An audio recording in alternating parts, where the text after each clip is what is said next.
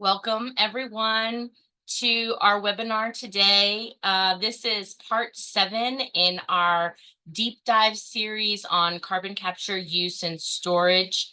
My name is Paige Powell. I'm a senior policy manager at Commission Shift, and today we're going to be talking about Class 6 permitting and preparing public comment.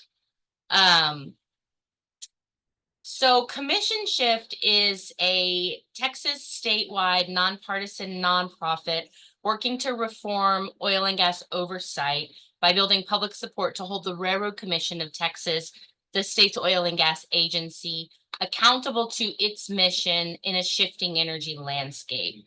And the values on which we base our work are global energy leadership, generational responsibility, inclusive decision-making, particularly for those who have been historically marginalized, good government, and of course, the people of Texas. We believe that these are nonpartisan values. This is something that everyone can get behind.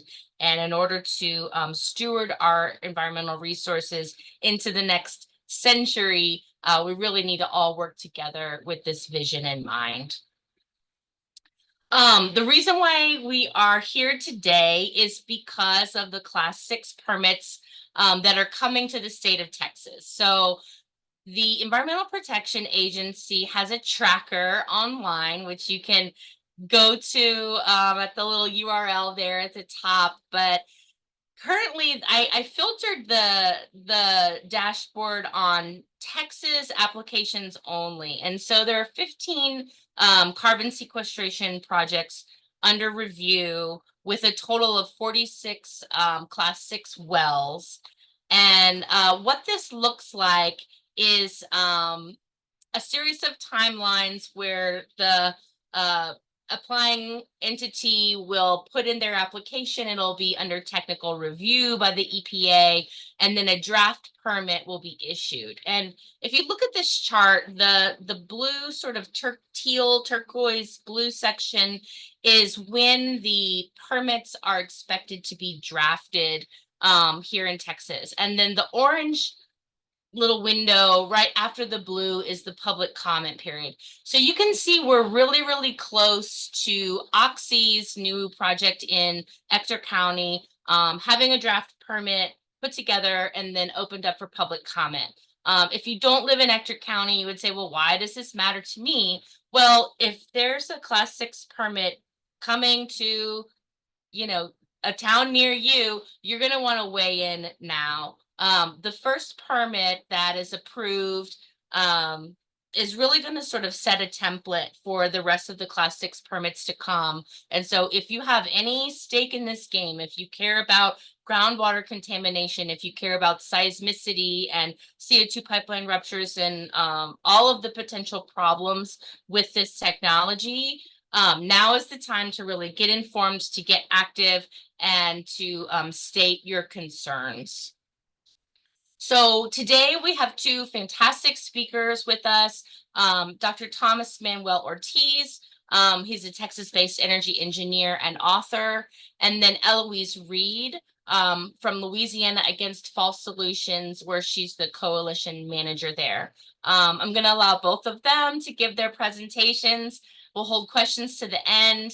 And then, so please take a note. If you have anything that you wanted to ask about, write it down so you don't forget. And we'll have a chance to get to that after they finish. So I'm going to stop sharing my screen and turn it over to Tom.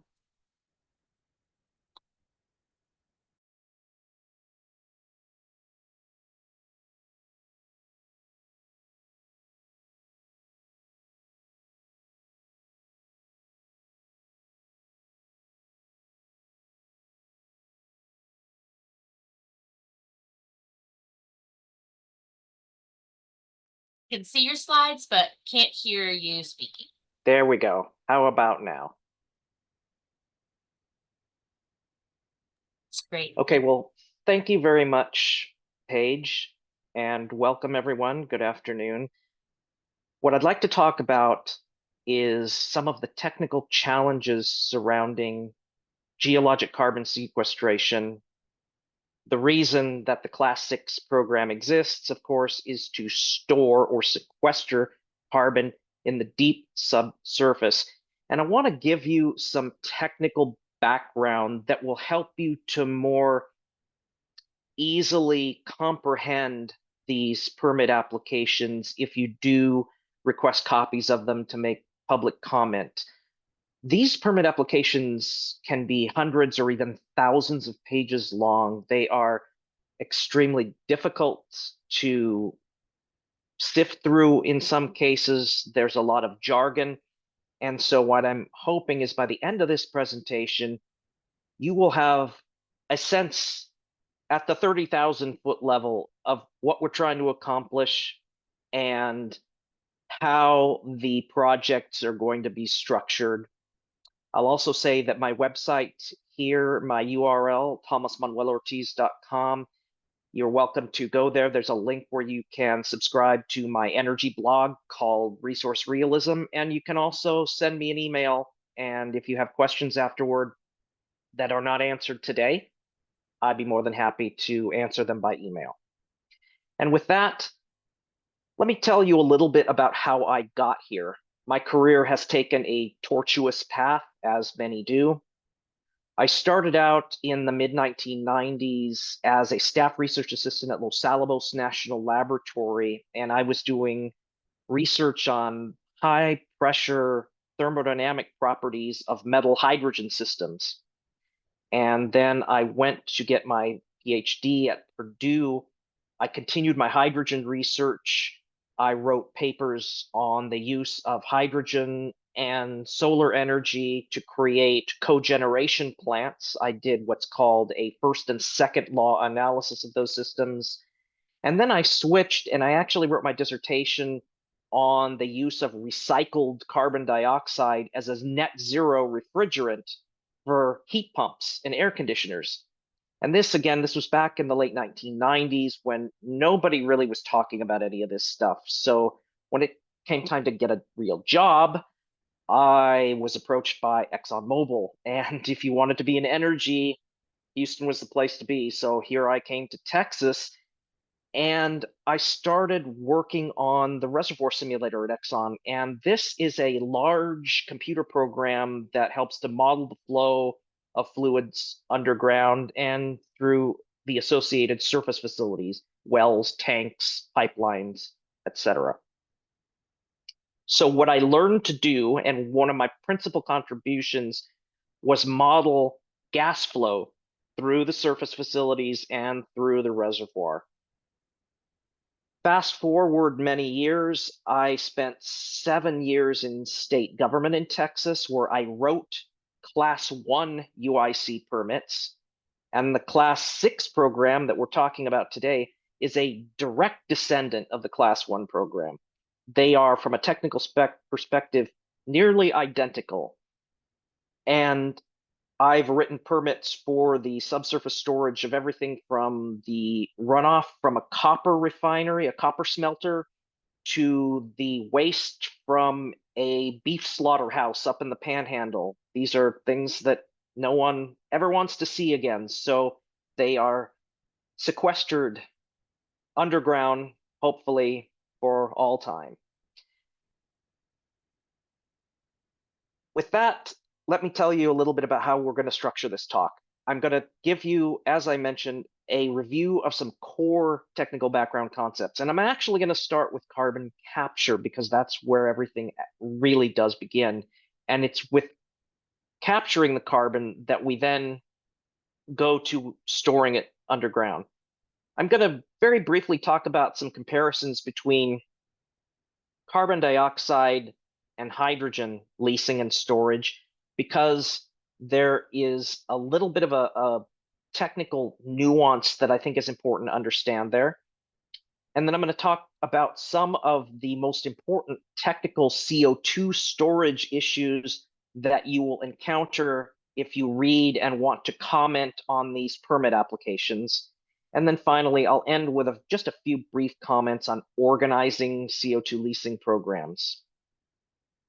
With that, let's jump in to the first very important thing that I think people really should understand, and that is it is not impossible to store fluid safely underground. We've been doing it for many, many years. We routinely store oil and natural gas in the Strategic Petroleum Reserve in the area between the Houston Ship Channel and the Louisiana Chemical Corridor. We have seasonal natural gas storage. We have hydrogen storage. We have hundreds of safely operating Class 1 UIC wells. So this can be done. The additional challenges with Class 6 storage of CO2 are really the unprecedented amounts. We're talking about aspirations to store billions of metric tons of fluid. This is a fantastically large amount of fluid, and the consequences of failure are global. If you have a Class 1 well and something goes wrong, that's of course terrible. You might damage an aquifer, but you'll damage one aquifer in one part of the state.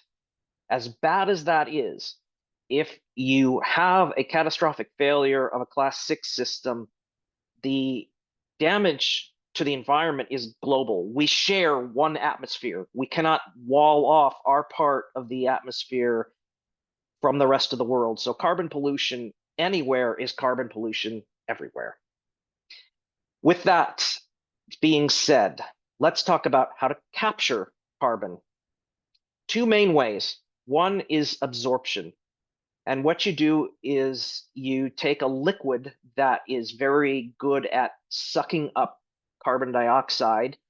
These are typically what are called amines, chemicals called amines. They've been used in the natural gas industry for decades, probably 100 years, to remove carbon dioxide from natural gas because the pipeline won't buy carbon dioxide. One, people don't want to pay for it because it doesn't burn. And two, it will corrode pipelines. Carbon dioxide mixed with water forms carbonic acid, a topic we'll come back to in a few minutes when we talk about well integrity. The liquid absorbs carbon dioxide and allows the rest of the gas, whatever else is in there, to bubble up and out of the vessel. Then you pump this carbon-saturated amine liquid into some other vessel and you chemically strip out the carbon dioxide. This stripping is a form of distillation. The distillation process is the same kind of thing that is used to separate the different components of crude oil in a refinery: gasoline, diesel oil, naphtha. We use the same kind of technology to strip the carbon dioxide out of the amine.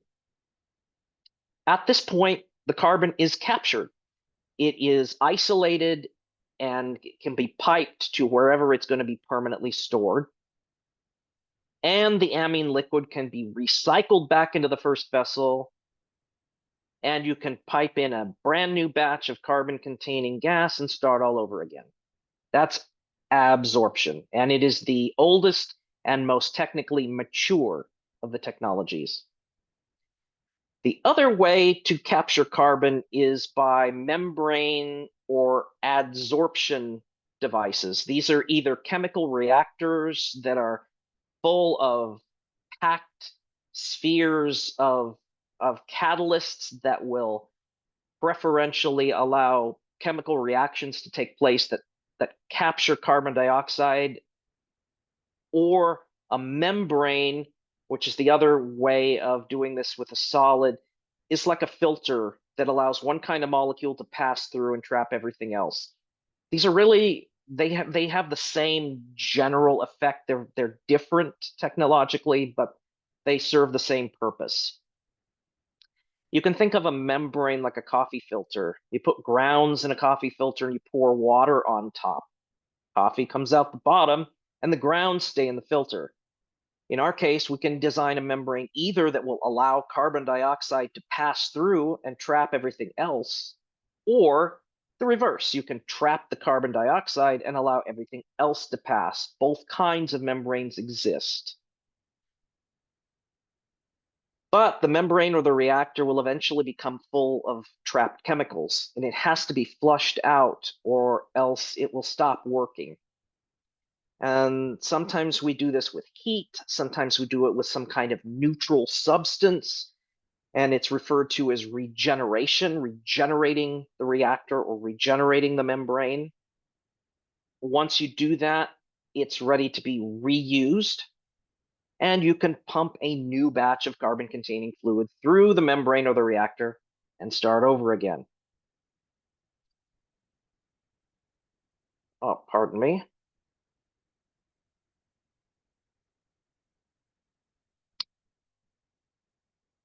Okay, so now the carbon is captured.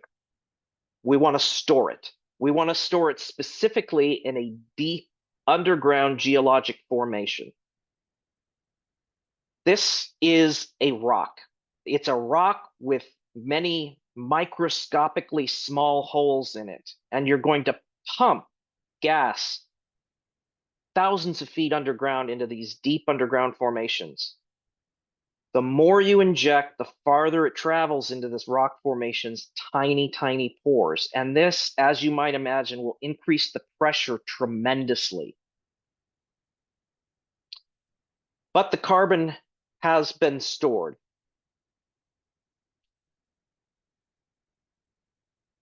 And it's been stored in 4 different ways. First, carbon dioxide is light, and it will float upward and be displaced by water in deep aquifers. These pores in the rock, these holes, they're not empty. They are full generally of salt water. You will hear them referred to oftentimes as saline aquifers. And even if you're using a depleted natural gas production reservoir, it's still mostly full of salty water. And the carbon dioxide will be displaced by the water and it will float upward. But not all of it. Some of the tiny carbon dioxide droplets are going to be trapped. And I like to conceptually think about this the same as a jar of peanut butter or jelly. When you get down to the bottom, no matter how hard you scrape, there's always going to be a little bit that's stuck in the jar that you can't get out. In the hydrocarbon business, we refer to this as residual saturation. There is a residual saturation or residual volume of the displaced fluid, in our case here, carbon dioxide, that you're never going to get out.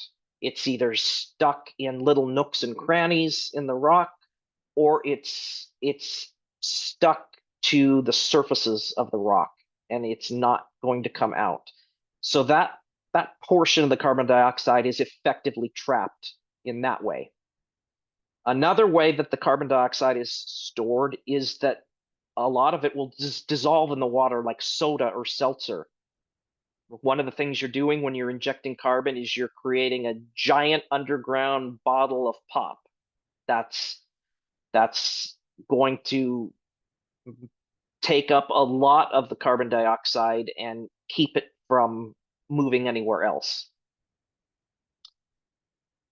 The third thing that happens is that carbon dioxide will react chemically with the surfaces of the rock, and it will form carbonate minerals. This is a slow process, but it's very permanent. Once the carbon dioxide has been mineralized in this way, it's pretty much trapped effectively forever until or unless it is recycled geologically through the action of plate tectonics and becomes part of the natural millions of years long carbon cycle. But for our purposes, this is very secure storage. And finally, there are geological structural features such as faults or salt deposits or impermeable mineral layers. Think of shales, right? We drill a lot of oil wells now into shales and we frack them. Well, why do we frack them? Because they are very, very impermeable. They don't allow fluids to flow. If you leave them alone and don't frack them, they act as very good geologic seals. to the left side of this diagram, you can see that there is a shift, an upward shift, where it appears that the rock of one type or one texture has been shifted upward compared to the right-hand side of the screen. This is meant to evoke the idea of a fault where the layer Hello, that hello, Mr. Tom. I'm very sorry to interrupt your presentation. It's fantastic, but we do have a guest that's still waiting in the waiting room, and she's been waiting there for about 15 minutes. Could somebody let Florence, her in? Her name is Betty Gregory. I will Thank I will you. let her in now. I'm gonna let Tom get back. If you I'm can so message me sorry to directly. interrupt, Ms. Yeah, no Page. worries. Thank you. If she still has issues getting in, you can message me directly. I'm sorry to interrupt. Thanks. so the portion of the formation that has been shifted will bring the carbon dioxide that is being injected into communication with some impermeable layer. And that's how a good sealing fault or other kind of structural feature can trap the injected gas from moving farther away in the horizontal direction. Now, how much carbon can be stored in these ways? Well, essentially, it is a question of pressure. As we've talked about, the rocks were not empty. They were originally full of water. And when you inject the carbon dioxide, it pushes this water out of the way. Carbon storage capacity is ultimately limited by the pressure at which this displaced water and injected carbon dioxide will fracture the surrounding rocks. We do not want to frack the carbon storage reservoir. That is a bad outcome. It is absolutely prohibited by the EPA Class 6 standards. And when people submit a Class 6 or a Class 1, for that matter, permit application, they are asked to measure and document the fracture strength of the rocks in the formations their well passes through, because it's very, very important that you maintain the pressure below that fracturing stress. At this point, I'd like to shift a little bit, and I'd like to talk a little bit about the difference between the kinds of aquifers or depleted reservoirs that we've just been looking at, these solid rock formations that have the tiny, tiny microscopic holes or pores in them. That is where we're going to store carbon dioxide. But there's another type of gas storage that you will hear about, and that's called salt cavern storage. And the reason I want to talk about it is because it's important not to confuse the two. We are not going to store carbon dioxide in engineered salt caverns, but they do exist, and they are in particular used for the storage of crude oil, hydrogen, and natural gas. What is a salt cavern?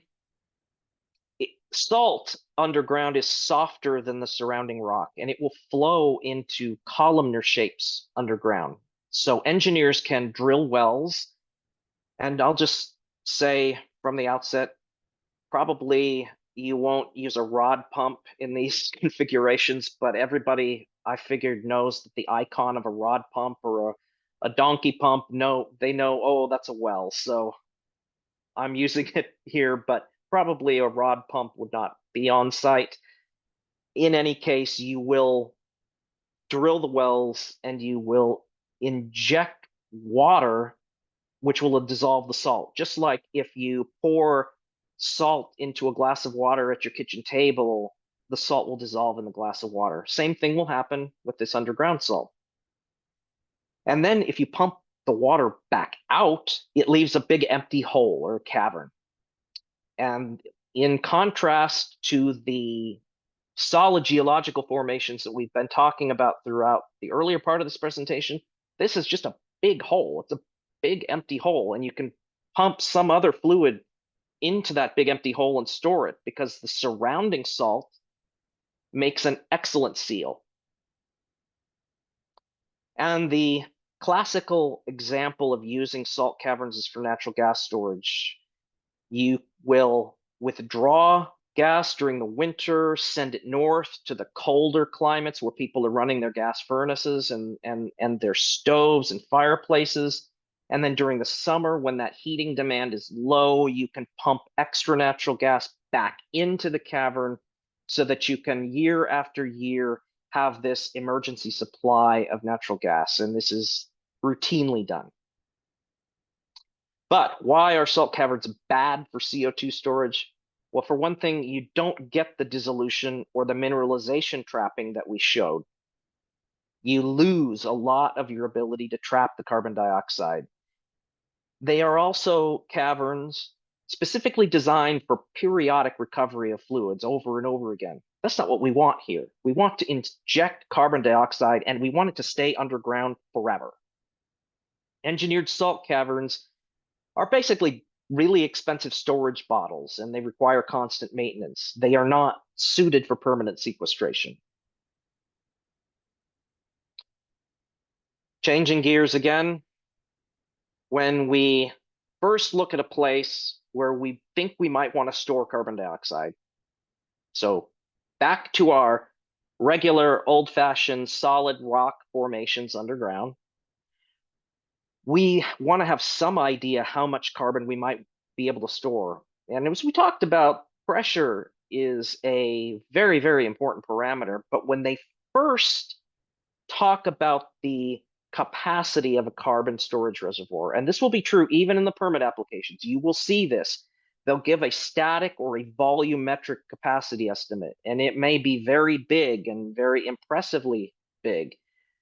But what you got to understand is when these geophysicists, when they use 3D or now 4D seismic to do these estimates, they're basically giving you the size of a box underground, length times width times thickness. And it's not tied to measurements of pressure or fluid flow. It's not what they call a dynamic model. This is the first kind of estimate you get.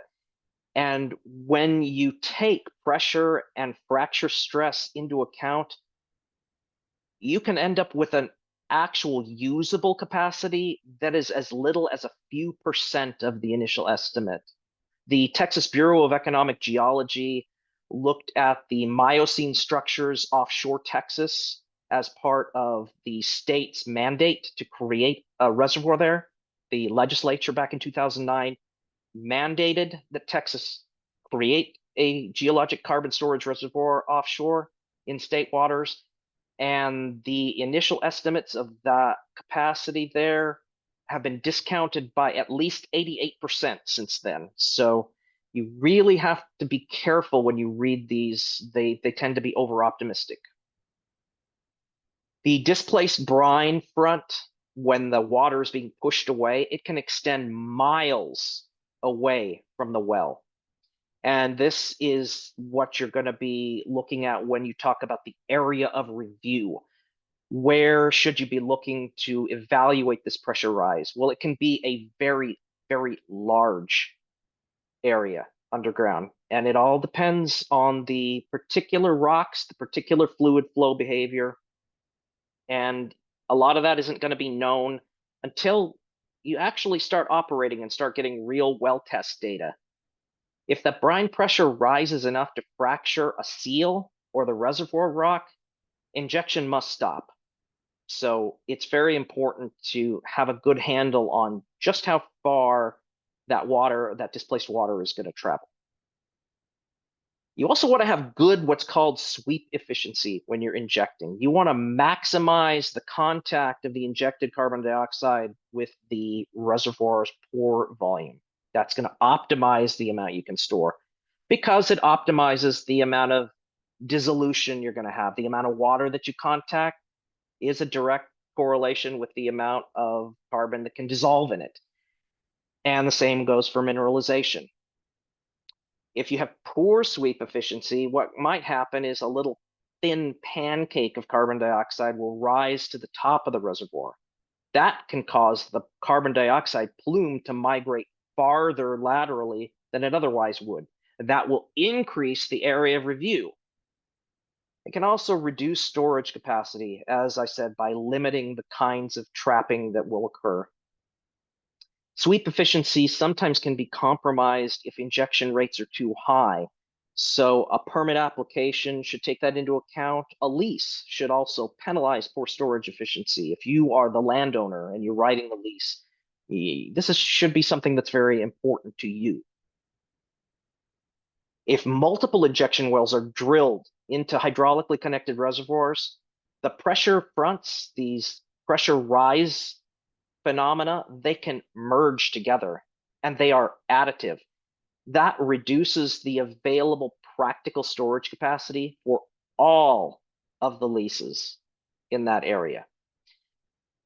In the oil and gas world, we often talk about drilling offset wells. If you are producing oil or gas next to your neighbor and you're draining his or her land, the Railroad Commission will, in some cases, ask you or order you to drill what's called an offset well so that the pressure drop is equalized and the right amount of royalty income flows to each neighbor. That's not going to work with carbon injection wells because drilling more wells in that same area is only going to make the pressure rise worse. So one way to get around that is to restrict the number of leases or the number of wells per hydraulic unit. One of the ways you can do that is by taking advantage of sealing faults where you find them. But the true integrity and the dynamic flow behavior of these wells are only really fully revealed over time as we get data, as we learn how the rocks are actually behaving. One of the reasons for this is no matter how hard they try, no matter how many core samples they take, they're never going to be able to sample and measure the properties of all the different rocks and all the different geological diversity that exists in the storage reservoir. So the proof really is in the pudding. It's getting that operational experience and moving slowly and really understanding what's really happening as you operate your facility. There is one other thing you can do sometimes, and that is to drill water production wells. If the pressure is rising and you've got this very expansive water displacement front, you can drill some water wells and you can pump that water out. But there are two problems with this, right? One, where do you put all that salt water? It may have radioactive materials in it. It may be dirty in other ways. You may end up having to inject it someplace else. And we all know that that has its own issues with induced seismicity, perhaps. So it isn't a panacea. The other problem is if that produced water is brackish, if it's possible perhaps to treat it to a level where it might be usable by people, it may not be considered a USDW under the Safe Drinking Water Act as is, but other agencies may claim jurisdiction over it as treatable water. So you might not be allowed to just take as much of it as you want and do with it as you please. We come now to something I mentioned earlier, and that's storage well integrity. When you look at this area of review, when you look at this expanding pressure front, one of the things that's going to happen is you're going to run into a bunch of existing well bores. Some of them will be decades old.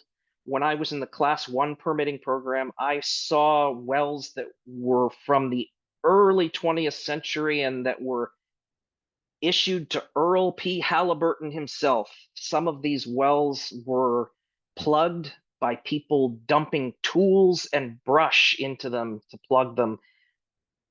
The quality of the plugging job it varies widely. The other thing is that when people were cementing wells and plugging wells in the past, they weren't thinking about exposing that well cement to very high concentrations of carbonic acid. So when the carbon dioxide mixes with water and forms this acid, it can leach away at the cement and it can cause the cement to fail, and the carbon dioxide can flow upward through these wells. And if they're not plugged well, the carbon dioxide can escape back into the atmosphere. So this is a concern. You have to be aware of it. It has to be rigorously thought out in the permit application and considered when you look at the area of review. And I looked at some permit applications where there were thousands of wells to look at, many 3-ring binders full of plugging reports, and I had to look at each and every one of them as an engineer and say, is this good enough? Is this good enough?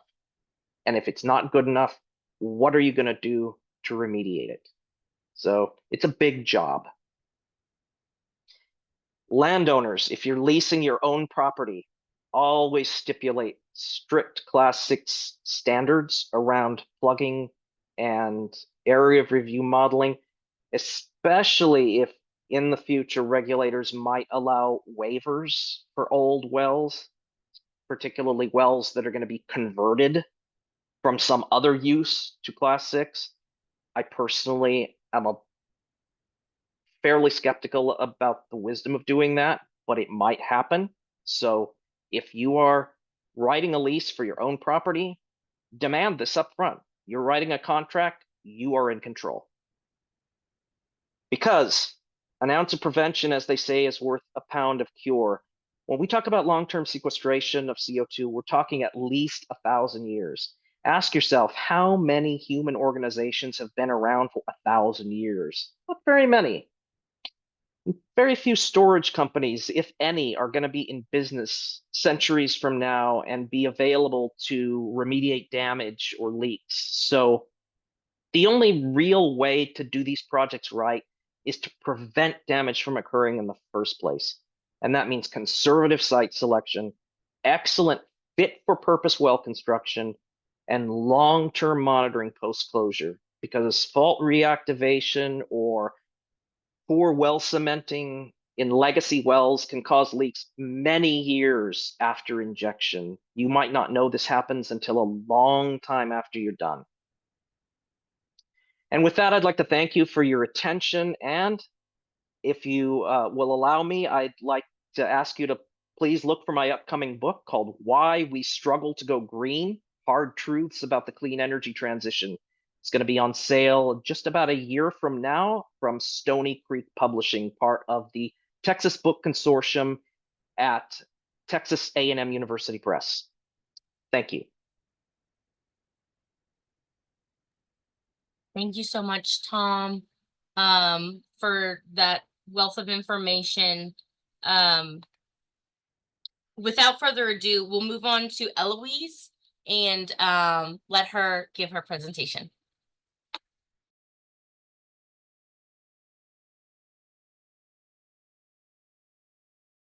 She says, hold 1 minute, because she's working on something and shaking her head. So I just wanted to touch on something you mentioned, particularly about produced water for plume management. I know that when I went to the EPA's sequestration workshop in Odessa a few weeks ago, we got to see details of Oxy's proposed project, which included 3 Class 6 wells and then other produced water wells on site to sort of limit the area of review. And what was striking to me was that the AOR, the area of review that they were proposing, was only like 2 miles in diameter, which I thought was very small, given that, we know CO2 underground can travel upwards of 20 kilometers, depending on the geology and things like that. And their response was, it's okay, we've got produced water wells there to kind of manage it. And I thought maybe that was overly optimistic. And also, given the produced water disposal crisis that we have right now in the Permian, which is causing, magnitude 5 earthquakes every, regularly. There were something like 60 or 70 earthquakes just last week around Snyder. And we're seeing evidence of groundwater contamination from injection of these class 2 wells, of the waste of the produced water. So looking at class 6 wells, right, and like managing the plume with a produced water well, now having to dispose of that produced water somewhere else, it's almost just displacing the problem, right? Because now we're going to see the groundwater contamination or the seismicity in another part of the state. And so I don't know if there's anything you wanted to add to that, but it just seemed very, like you said, overly optimistic that this could really maybe be a solution. Right. Well, I can't comment on the exact details of that proposal. I don't know. I couldn't tell you whether a 2-mile area review is appropriate or not because I haven't read the permit application, so I don't know. I can tell you that the disposal of water is going to be an issue. The more you want to limit the size of the area of review, the more you want to control pressure, the more of that water you're going to have to pump somewhere else, and it's got to go someplace. So I agree with the sentiment that you're solving one problem by, in one sense, creating another one. And that's not necessarily the wrong approach. It is something that you really do have to think about up front, though. You need to understand where that water is going to go as part of the permitting process, in my opinion. And that's not necessarily something that may be a top of mind issue for class 6 permit reviewers because they're not necessarily thinking about the disposal of the water. They're thinking about the operation of the carbon injection program itself. But from a landowner or a public citizen perspective, absolutely, you need to think about that. Those two issues cannot be separated from each other. And one final thing I'll add is that the competition between saltwater disposal, a class 2 UIC well, and a class 6 or a class 1 well can be fierce. If they're drilled into the same storage formation, we had a situation in far east Texas where a class 1 well operator had to surrender their permit to inject because the Railroad Commission permitted a class 2 well nearby and gave it a massive allowable for injection, which just swamped the ability of the class 1 operator to control pressure in the area. So that company, that waste disposal storage company, had to find somewhere else to inject, and it was disruptive to their business. So you do have to keep all of this in mind. The subsurface is not infinite in extent, and there's no infinite ability to move fluids from one place to another. Thank you so much for that added bit of insight. I think Eloise can unmute now and she's ready to share her screen. So go ahead. All right, great. Hi, everyone. Okay, I'll share my screen. But let's see. Okay.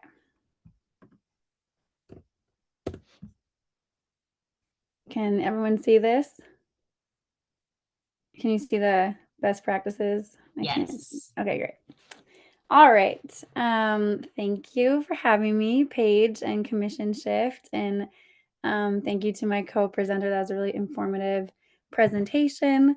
And I can just start by introducing myself. My name is Eloise Reid. I'm the manager of the Louisiana Against False Solutions Coalition, which is a coalition in and across all of Louisiana with support from national nonprofits and academics and other folks who are interested in being pretty critical of carbon capture and storage and working for a just transition in Louisiana that centers human rights and does not further engage the oil and gas industry as a destructive industry in our state.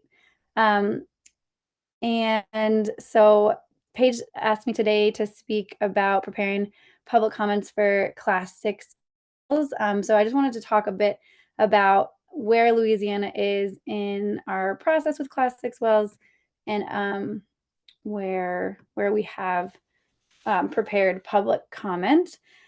So Louisiana, the Louisiana Department of Energy and Natural Resources does now have primacy, which is the ability to regulate and permit and have the oversight for the Class 6 carbon CO2 wells.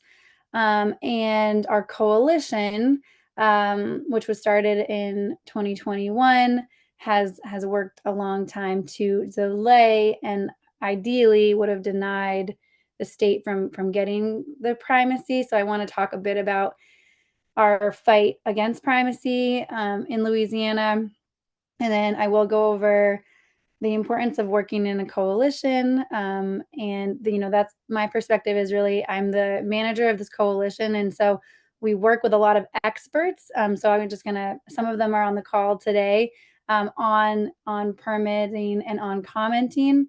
But I'm just going to kind of give an overview of how to submit comments and where to look and just kind of how to work with this new and emerging industry in both Texas and Louisiana. Obviously, I know a lot more about the Louisiana side of things, but happy to share any resources I have. So Louisiana Against False Solutions started in 2021, at the end of 2021. And you can see at the bottom of the screen, it's a coalition of more than 20 organizations leading in Louisiana and nationally for environmental, racial, and social justice. And we are so lucky to work with experts in law, in science, environmental science, wetland experts, steel and material scientists, knowledge holders of traditional and ecological knowledge of indigenous land in Louisiana, of frontline communities, folks who live in and suffer the burden of the environmental impacts of Cancer Alley and the oil and gas industry stronghold in Louisiana, fisher folks, crabbers, a very diverse coalition that I have the pleasure of managing.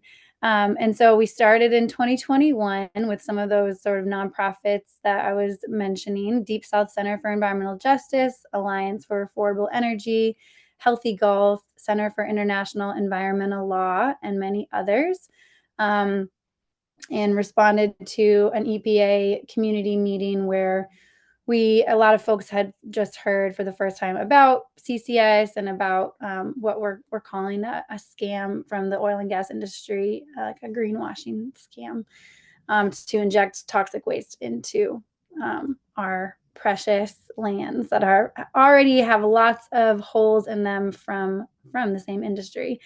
I was hired in 2022. We had our official sort of primacy campaign start with the goal to delay and deny the state from getting primacy from the EPA because of their understaffed offices and their weak regulatory decisions in the past, and just the sort of lack of trust that a lot of the experts that I work with have in a government that's accountable to the environment and not necessarily to industry. So really we're hoping to delay that decision as much as possible. And you can see it was announced earlier in 2023, right at the beginning of 2024, in between Christmas and New Year's, that the state did get primacy. After we did a lot of organizing around what is primacy and why are we not excited about them having the ability to regulate and permit a new industry. And so, yeah, you can see we had a full-time campaigner that was hired. We did a journalist training. We work a lot with media. We work with education and outreach, policy. And so one of our campaigns was primacy, but that is not the only thing that the coalition does. And so similar to one of the things that we do is permitting and submitting comments on so many projects, and work really closely with partners that focus on that a lot. But our coalition generally does kind of all of the above, with comments and hearings being one of our strategies for organizing and for delaying projects. So that is sort of the framework that I'll be talking about this in. And it's important that we have this coalition, and honestly, just recommend this as much as possible for anyone who is listening in other states that are fighting CCS, just because of the amount that, Louisiana and Texas, as Paige showed in the beginning, are really kind of inundated with a lot of industry jumping at the bit for these tax incentives, and you'll see in a bit how many applications we're dealing with in Louisiana, and Paige showed her sort of timeline. But really, it's important to have the education across all your environmental organizations and your community organizations, just so you can have capacity to comment on so many applications that are coming at you. And so my colleagues are on this call from Earth Justice, and we also work closely with the Tulane Environmental Law Clinic and other legal entities locally and nationally. LAFS as a coalition does not work with, I don't work with the lawyers, but the members within the coalition do. So just to mention that, comments should be prepared within this coalition so you can get into your specific areas of expertise, and also with a legal team to maximize the effectiveness and the ability for future legal action. And just so you're referencing those comments that you made. And I think the last thing just to mention is you definitely want to collect as many signatures and sign-ons from impacted groups and community groups and representative national or NGOs. So I'll talk a bit about that in best practices. And so I did want to share that the test wells of class 5 test wells are a lot of what we've been commenting on so far. This is from 2007, the EPA talking about why a class 5 well is important to see about the class 6 wells. And so we've been seeing across the state so far. I think I have this image, and I'll show in a second. But where companies have been applying for these test wells to see if CO2 could be safely stored in these areas. And so, the timeline is something I'll talk about, but there's usually 30 days from the announcement of the permit being applied for. And then there's where you can submit your comments on the agency's website. And here, this is LDENR in Louisiana. And here is just an important note at the bottom. I wanted to say that as of July 15th, the parishes that are in blue represent proposed class 6 carbon sequestration projects, but no class 6 projects have been approved by the office. So within 8 months and a new administration, we haven't seen an approved class 6 permit yet, which is why I'm talking about kind of all the other permits that are important to fight along the way and to comment on along the way. And so you'll see in Louisiana, those blue parishes have this proposed class 6 project, and the class 5 test wells are either permitted or those are being under review currently at LDENR. So You'll see that here in this map. And then this is also from the LD ENR Class 6 well applications as of July 25th.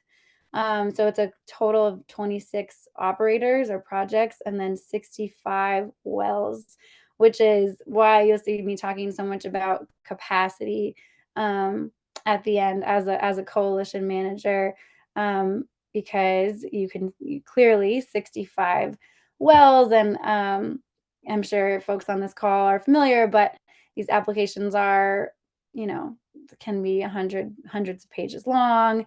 They are very technical, so you definitely are, looking and relying on experts for understanding the ins and outs of these applications, and also just people who do have capacity to comment on each one of these wells or applications.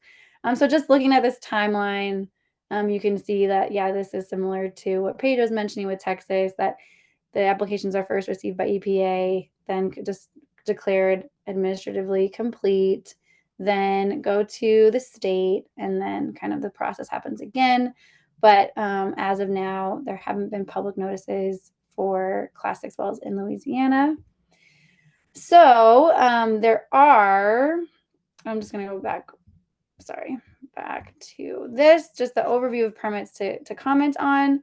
So the joint permit application has the coastal use permit and the Section 404 wetlands with the Army Corps of Engineers, and then also air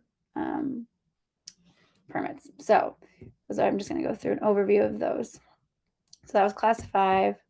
Coastal use, you can see this is kind of how we get the announcements that there is a coastal use permit application out, and you can sign up for notices in Louisiana. I would imagine in other states as well, you can sign up so you get an email for these notices that come out for the applications, and then you'll see that you have 25 days from the date of publication of notice. So 30 days is kind of standard for Louisiana. And the first thing you want to do is you want to request an extension, and that just gives you more time. So often, I'm not sure what the actual rate of being granted an extension is. Maybe my coworkers know that, but you can get a 90-day extension on some things. So we saw that with primacy. We just that is one of our number one strategies, is delay as much as possible so you can get as much information as you need to really make sure your comment is very fruitful and in depth, and you have kind of all of the pieces that you need to submit it. And this is just telling you how you can submit it. You can obviously look at the application online or in person. You can get a copy. You can and then submit your comments either via electronic record online, mailed, faxed, emailed to the reviewer. And this is the Office of Coastal Management, OCM. And then obviously very important to draft the comment with the application number that it's associated with, and then your name and information. So we also are looking at air and water permits, similar to everything that I just showed in to LDNR with how you're going to submit it. But then for the water discharge is done in Louisiana, LDEQ, so the Department of Environmental Quality. And so you'll see an example of that on my next slide. But this is, again, 30 days usually from the announcement. And then in an air permit, you are always pushing for the major source. And I think, again, the Earth Justice folks could potentially talk a bit more about the specifics of that. But this is an example of something that we're working on right now in the coalition. One of the projects that's the furthest along in Louisiana and has kind of had some of the most pushback from the community and from supporting experts is the Air Products CCS project where they are hoping to inject CO2 under Lake Maurepas, which is a wildlife management area that was auctioned off by the state and is also a breeding ground for a lot of fish and wildlife, crabs, a huge industry for people who are crabbing and fishing. And it's, if you're not familiar with Louisiana, it's northwest of New Orleans, sort of right there in that near Cancer Alley, in the strip between Baton Rouge and New Orleans. And it's connected to Manchac Swamp and then Lake Pontchartrain, which is just north of New Orleans. So this has been a big fight and has gotten a lot of press, and I definitely recommend looking that up if you are interested in seeing how the community has mobilized against this project. And you'll see that every time we see a permit application, we use that as a motivation for a hearing. And this is kind of amazing that there's a hearing for a minor source air permit, as I don't think that's very common. You can see that the written comments are due September 18th, and then there's a hearing on the 17th. So we're seeing, mobilizing for communities to stand up and speak directly to the folks that would be allowing this permit as another way to motivate people to fight CCS. And also, often because these comments can be so technical and they can feel a little daunting if you don't have a lot of staff or you're a community member, asking for a hearing is another one of the most important things that you can do. So asking for an extension of the comment period and a hearing. And so, saying why you want a hearing, saying when and where, and it's also very important to ask for that at in a local location, so in a county or parish where the project is being proposed. This is an example from one of our coalition partners for a comment and a petition for a water temporary variance for an LNG project. So not directly related to CCS, but we're seeing a lot of LNG and CCS connection in Louisiana, and I think in Texas as well. So I wanted to just show this example from Deep South Center for Environmental Justice as, just a way to make it very clear what we're talking about when we're talking about submitting comments and submitting petitions. So you can see right at the top there, well, if you look at the first image all the way on the left, it shows you that Venture Global LNG is looking to increase the amount of water that they can use for their facility, which is in an area where last year they were experiencing saltwater intrusion from the ocean coming up the Mississippi River. So residents actually didn't have any water for months, and we're getting really expensive water tanked into, and it's just wild that people can ask for more water when the residents don't have it. And so the environmental justice groups that we work with put together this comment, and then obviously, of course, but just mention, obviously cite your sources, get really good sources so you can make sure that,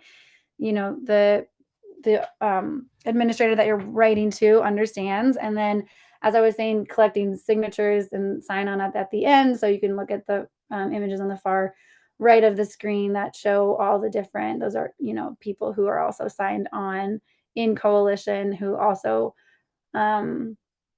represent the same perspective. And I'll finish up quickly here. So this is a joint permit application, the coastal use permit and the 404 wetland permit.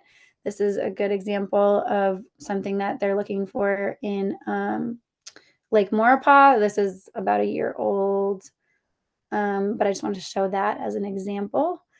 So again, like very long applications that require a lot to look through, and we're lucky to have staff researchers and scientists to do that work. And then this is kind of just a quick summary of my best practices that I would pull together as a coalition leader and as someone working with a lot of amazing technical people who may be able to give a different perspective. But my 5 are: know your timeline, think about things in collective action and in collective capacity, make a sustainable commitment. And I'll get into all these, but track the projects, know the people, and request a hearing, like I said. So the timeline really is just that you want to ask for this extension of the deadline if you can, and just to know how much time it really takes to submit a comment and to write a comment.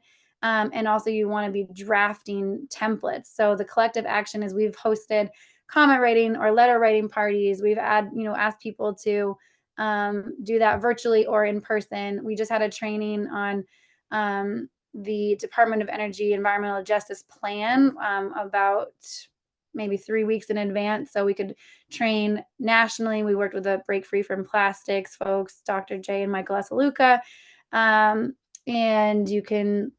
they had a really great draft comment template that could be adjusted and can be applied to your organization and your expertise or the permit and what application and what it needs. And I think with 65 wells and 26 projects like coming every day, not everything's going to make it into your work docket, and that's okay. So you make sure that you're prioritizing with and you're working with the impacted communities as much as possible, because unfortunately we just don't have capacity at every level to do this. But that's why you also want to make a tracker. So track those permits and that map. That's really helpful. We have a different map we use as well as a coalition. And then also just knowing the people that you're communicating with at the agencies, I think, is also important and doesn't get said often. But they're people, they might be, bureaucrats, but I think as long as you're communicating with them, even if you're going to submit your comments in person, like making sure that they know that there's real people on the other end of this, just to say that there's opposition to these projects. And then again, it's so important to do that as in a hearing. So if you don't have capacity to write an entire comment, you can speak for 3 minutes, which 3 to 5 minutes, what they'll usually allow at a hearing. So ask for a hearing so you can get your community motivated and organized around it. And then you can also alert members of the press so they can see and learn themselves more about this industry that's coming and that many people from all different backgrounds do not want. So with that, I'll end there. This is my information. That's our website. That's my email address, my phone number. So I will stop sharing my screen, and thank you so much, Paige, for everything. And did I stop? Okay, here we go. Thank you so much for that. Great. Well, I think we have a couple of questions in the chat already, which I'll get to in a second. But if anybody who's attending today has a question that they wanted to put into the chat, feel free, or you can use the raise hand button to get in the queue to ask your question directly. But I wanted to ask one question, and this could be for, I think, either one of our presenters. It was around having a community benefits agreement written into a permit, and or having funding for first responders written into a permit. Have you heard anything about this? Is this something that you would recommend? Full stop. I can answer, and then Tom, if you want to add anything. I mean, so we work pretty closely with the first responders in Mississippi, in Satartia and Warren and Yazoo County, where there was a pipeline leak in 2020. And then most recently just happened again. They were off gassing, but nobody knew. And residents were rightly concerned. But in 2020, 45 people went to the hospital, and the first responders had to go in with golf carts, electric golf carts, because their combustible engines wouldn't turn over with the oxygen. There's no oxygen in the air. So So I think it's really important to ask for funding. We're seeing in Louisiana companies provide funding. So the same companies that are coming in and kind of full speed ahead in these areas have also met with first responders, fire chiefs, and these are all volunteer, often very rural communities with volunteer firefighters or first responders. And I think, yeah, it needs to be something that you can ask for in a comment. I think it's hard to, these agencies are not the same ones that are, regulating the first responders. So just an important way to like make a connection with another agency, right? Because they're not the ones that maybe would recommend funding. But it's again like interesting to see how you can do the whole of government approach with this. And we're also seeing in Southwest Louisiana, police juries, which are like city council, like one step between city council and the parish government, are also asking for funding locally. So they're saying, this is really risky and we don't know enough about it. And if anything, we're looking for moratoriums locally on these projects, and also looking for more funding for our first responders. So I definitely recommend putting that in your comment. I can add to that a little bit if you don't mind. And my first recommendation is to consider the lease and not just the permit application. Yes, there's a permit application, but when you go to build the project, somebody is leasing land to somebody else. And in many cases, this is going to be public land, which means that you are the landowner. All of us are the landowner.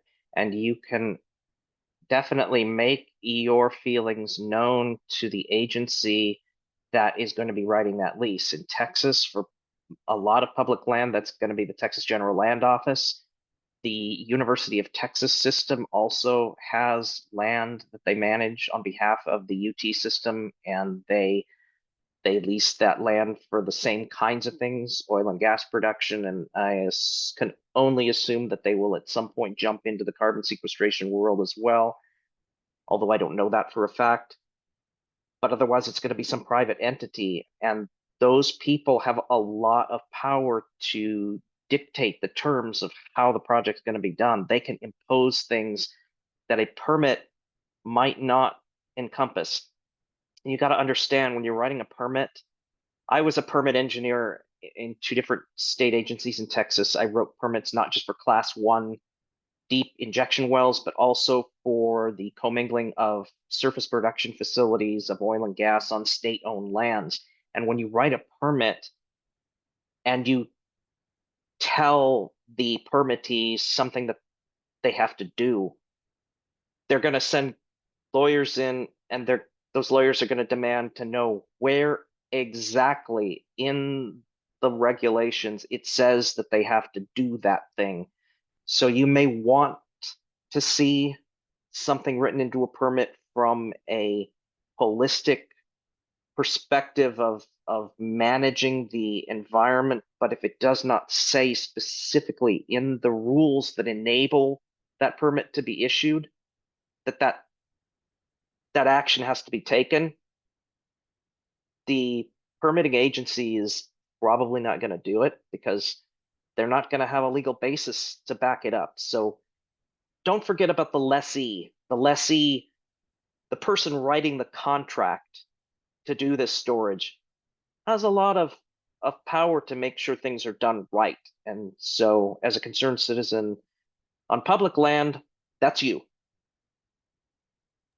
Thank you for that, that position. I think that's really good to note. And a lot of these leases are already being negotiated, already have been negotiated, right? Like the GLO contracts in the Gulf of Mexico, for example. And it's my understanding that there are already landmen out around in the area where these Class 6 permits are proposed, talking to landowners, signing contracts, and landowners are already under non-disclosure agreements and can't talk about it. So the more information we can share sooner rather than later will be helpful, because I think going that sort of contractual route in the lease is a really great strategy. We have another question for you, Tom. It says, wouldn't the brine be displaced when we inject CO2, contaminating underground sources of drinking water? And isn't this trapped brine highly toxic and radioactive? So it will not necessarily or inevitably contaminate underground sources of drinking water. That is not a foregone conclusion. It is certainly possible to design an underground storage program such that the displaced fluid and the waste stream do not contact underground sources of drinking water and do not contaminate them. That is the whole point of regulating these projects under the Safe Drinking Water Act and the Underground Injection Control Program, is to prevent that from occurring. So I want to stress that it is not an inevitable conclusion that there is definitely going to be contamination. That's just not true. The other part of this is the waste stream toxic? Well, it just depends on where you are and what's in it. One of the things that happens during a permit application is that water sampling and waste sampling is mandated, so that you know what is in the water that's going to be displaced and what is in the waste stream, and you track those things over time so that you know if there is a chemical of concern, and that information is logged by the EPA and it is available. And if it is an issue of concern to a USDW, the EPA and the storage company operator are required to address it appropriately. Thank you for that clarification. It looks like SJ has a question for Eloise. Did you want to? Yeah, thank you. Eloise, thanks so much for sharing this information. I was curious, just sort of summarizing what I'm hearing about best practices. Are these permit applications set up to accept sign-ons? Are you recommending that there is a template that goes out to community members that we share, that coalition share out for people to sign on? Or have you found more success from encouraging everyone to submit on their own? What's, I guess, sort of logistically, what structure is it to get results and to get those sign-ons? Yeah, I think there's benefits to each depending on what you're what you're doing. I think so far it's with with our primacy fight, we had I think Earth Justice put out a sign on their website and through their listserv and got 20,000 signatures across the entire state that across the entire country, that said that that they don't support primacy in Louisiana. So for a class 6 well or a permit, I think it is helpful to have as many different organizations submitting their own comments as possible. But it's just, I was referencing that for if you're a community group and you're working full-time in another, as an educator, or so there's ways that we want to partner with the legal teams or the nonprofit like Healthy Goal, for example, where you can just co-sign. It depends on just the capacity of the organization. But I think ideally as many comments as possible from as many groups as possible makes sense. But it sort of depends on the what the application is. And I don't know if the Earth Justice folks on the call wanted to type anything in the chat about that, but they oftentimes lead the commenting process. So just leaving that as an option.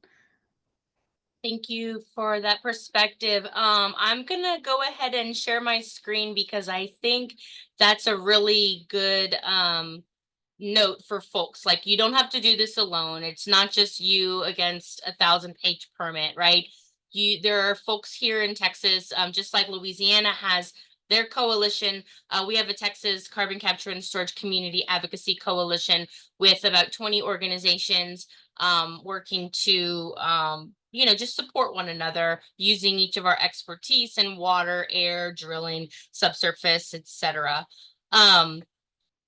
We do have this primacy petition. If you haven't signed it yet, please go ahead and use that QR code or go to the link. We have one in Espanol también. But we don't want the state of Texas getting primacy for Class 6 injection wells. They're doing a really bad job of managing their Class 2 program with all of the seismic events and groundwater contamination that we're already seeing. And we think that any more authority is just going to be catastrophic for the natural resources and the communities of Texas. So with that being said, I think we're just about out of time today. If you have any questions, please feel free to send me an email, ppowell@commissionshift.org. If you're interested in joining the coalition or learning more, if you want to volunteer with us to help collect petition signatures, we would welcome that.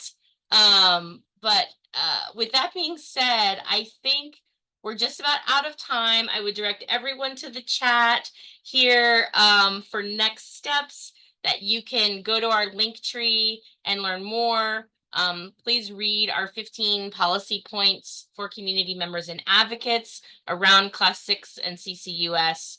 And thank you all so much for joining us today.